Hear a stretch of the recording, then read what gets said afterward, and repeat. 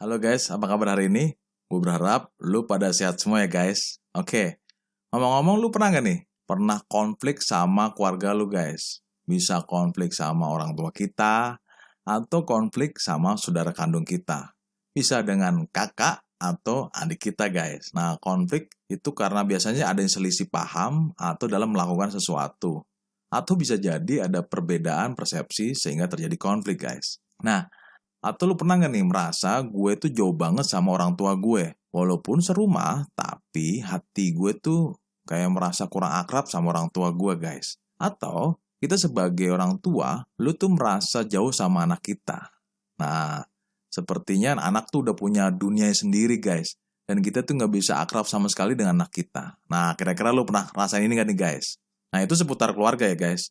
Atau seputar masyarakat. Kita kadang-kadang tuh gampang curiga sama tetangga kita karena lihat tingkah laku atau penampilannya yang mungkin unik dan tidak umum. Atau lu nggak nyaman dengan orang yang punya budaya yang berbeda. Nah, yang terkadang kita anggap nih budaya yang paling sempurna nih yang kita punya nih. Sehingga kita tuh nggak begitu suka dengan budaya orang lain. Nah, atau yang paling sensitif nih guys, seputar agama di zaman sekarang ini banyaknya informasi-informasi negatif yang menjudutkan agama tertentu. Sehingga kita tuh bisa saling curiga dengan agama yang lain. Dan yang menarik, mempunyai orang yang beragama tersebut ya nggak suka dengan orang yang punya agama lain. Nah, akhirnya bisa rasa saling curiga satu sama lain guys. Nah, itu sih bagi gue sih ya nggak asik lah ya. Nah, dari hal yang gue ceritain tadi, mungkin di permasalahan di keluarga yang tidak akrab dengan keluarga kita sendiri, atau di masyarakat yang saling mencurigai karena mempunyai budaya atau agama yang berbeda, wah itu kan pembelajaran buat gue guys. Jadi pembelajaran yang gue petik adalah bisa jadi kurangnya dialog dari hati ke hati guys. Nah, terutama di dalam perbedaan yang kita punya. Nah, itu kata kuncinya adalah dialog dari hati ke hati. Nah, podcast kali ini gue akan berbagi dampak positif dialog dari hati ke hati. Dan bagaimana kita bisa berdialog dari hati ke hati sehingga timbul adanya perdamaian. Nah, yuk kita simak podcast kali ini ya guys. Tentunya sampai selesai nih guys. Nah, kalau lu mau ngikutin konten-konten yang lain yang gak kalah serunya, lu bisa follow dengan cara subscribe dan tekan tanda lonceng di video atau podcast yang ini ya guys. Oke? Tentunya pasti setelah pesan-pesan berikut ini. Hai semuanya, selamat datang di channel podcast Manusia Pembelajar. Nah, podcast ini menyajikan pembelajaran dan investasi nilai-nilai kehidupan yang bermakna. Yuk kita dengerin.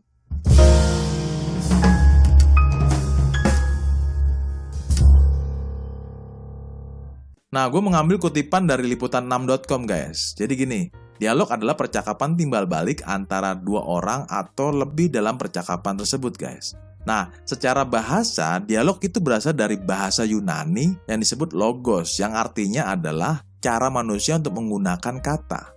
Dalam istilah lain, dialog adalah sebuah kegiatan literatur yang terdiri dari percakapan lisan atau tertulis antara dua tokoh atau lebih. Dialog adalah percakapan yang dimaksud untuk saling mengerti dan memahami dan menerima hidup damai dan bekerja sama untuk mencapai kesejahteraan bersama. Nah, pertanyaannya gini, manfaat apa saja nih yang didapat jika kita melakukan dialog dari hati ke hati kan?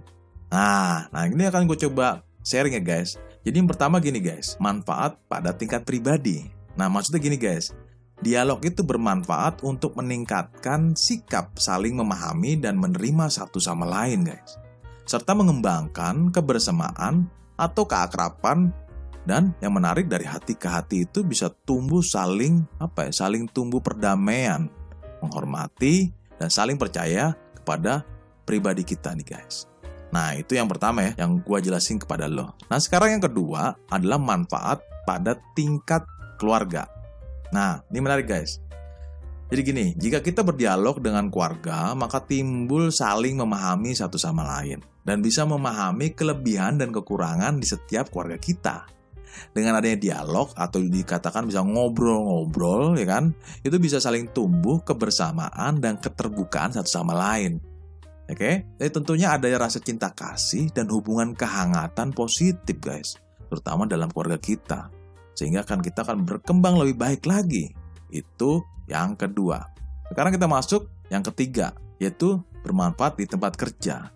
Jadi kalau ngobrol-ngobrol atau dialog itu di tempat kerja sangatlah bermanfaat untuk membantu kelancaran perencanaan kerja kita nih guys. Oke, nah baik dari ide, gagasan, atau persiapan-persiapan proyek atau pekerjaan lain yang tentunya disiapkan dalam tim kita guys. Dan juga pada tahap pelaksanaan pun nih dibutuhkan juga dialog. Mengapa demikian guys? Karena dalam pelaksanaan kita tuh biasanya di lapangan tuh terjadi perubahan-perubahan kondisi atau situasi tertentu. Nah sehingga dibutuhkan dialog untuk merespon dari perubahan-perubahan yang ada. Nah ini penting banget ya guys. Nah, di tahap evaluasi pun dibutuhkan dialog juga guys. Tentunya dialog satu sama lain.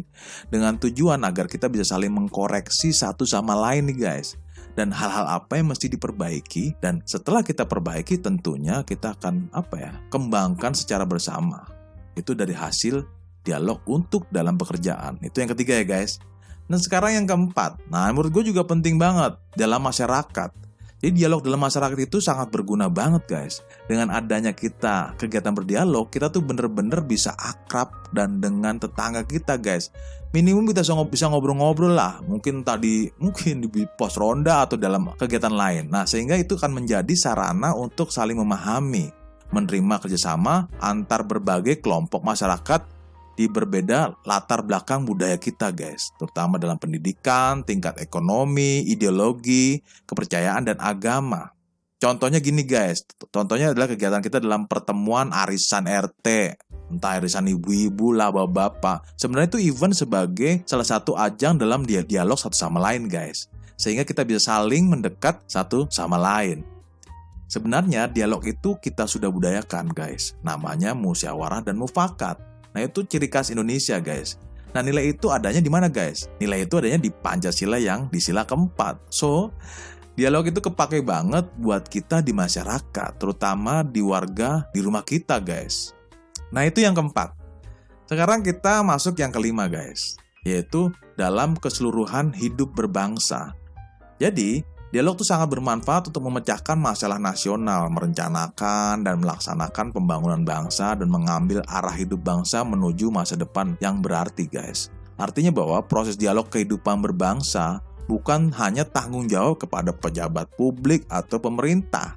Kita pun sebagai warga Indonesia selalu berdialog agar bangsa Indonesia itu lebih damai dengan segala perbedaan yang ada guys. Oke? Jadi kata kuncinya dialog ya guys, sangat bermanfaat. Nah itu 5 manfaat jika kita melakukan dialog ya guys. Gua akan lanjutkan di konten yang lain bagaimana kita bisa berdialog dengan baik dengan orang lain. Oke, ulang lagi. Jadi nanti gua akan coba membuat konten yang lain bagaimana kita bisa berdialog dengan baik kepada orang lain. Oke, nah jika lo masih mau diskusi atau mau ngobrol-ngobrol seputar dialog dari hati ke hati, lu juga bisa hubungi tim growing guys. Oke, sehingga gue berharap sebagai temen lo bahwa tim growing itu bisa bantu lu guys. Nah, lu bisa hubungi tim growing di link yang gue tulis di description yang di bawah ini ya guys. Nah, itu aja pembelajaran buat lu dan gue. Gue katakan, salam growth mindset Indonesia. Leadership is fun.